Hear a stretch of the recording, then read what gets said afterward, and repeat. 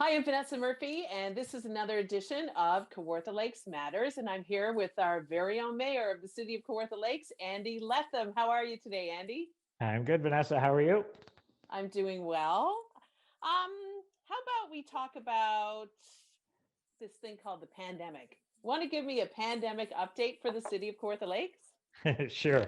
Yeah, it's February 8th today, so we're taping this show, and we're still at a stay at home under a state of emergency. But I understand the province is going to make some announcements today on reopening the economy. But the stay at home order certainly seems to have helped. Anybody following the numbers, not just in the Kawartha Lakes, but across the province, the overall numbers are leveling off, coming down a little bit, and those ratios that they talk about so much are staying fairly consistent. We're struggling a little bit here in the Kawartha Lakes. We've got a couple of outbreaks, one at the correction center, which is being contained. It's never a good thing when you have that many people in a facility, but they've got some really, really strict protocols out there. So they're very confident that they can contain it, and it seems like they are.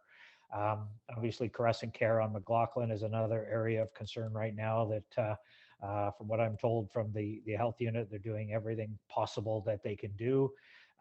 Unfortunately, some residents are passing away as a result of COVID-19, and just a tragic situation for everybody's family. But overall, our community spread numbers, like out in the community in Kawartha Lakes, are doing pretty good. We're not seeing a whole lot of community spread. Talking to the OPP, they've laid a few charges for people not obeying. Kawartha Lakes Police, nothing, just warnings. So, overall, I think you're seeing the community's doing a really, really good job at doing what we have to do. And I mean, we've talked about this before, right? We keep saying the update. This isn't easy on anybody, and but overall, I keep saying we're seeing a little bit of light at the end of the tunnel, but it seems like we are. And winter's a good time for kind of snuggling and stuff like that.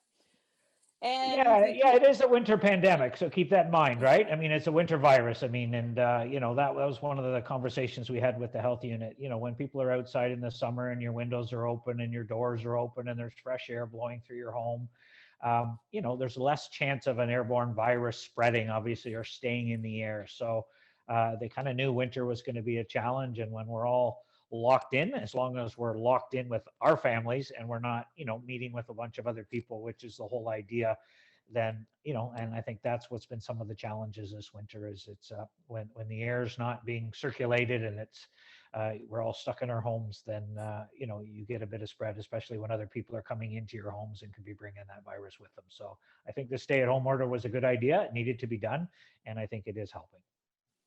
And our kids are back to school, the ones that are actually returning to school and not doing the online learning. Yes, and many, I think happy but anxious parents. I mean, I don't think any parent likes to send their kid off to, not knowing that we have a handle on this pandemic. But I think they can take hope that the schools are doing a good job. They know we're not seeing a big issue in a lot of our schools as far as spread. Um, young people seem to be doing better at that younger age than some of the older folks. And so, I think that was some of the rationale, getting kids back to school, getting them, to see some of their friends, but still trying to do it carefully, I think was a great move. And I think it sort of goes toward that slow reopening or getting back to where we need to be as a province.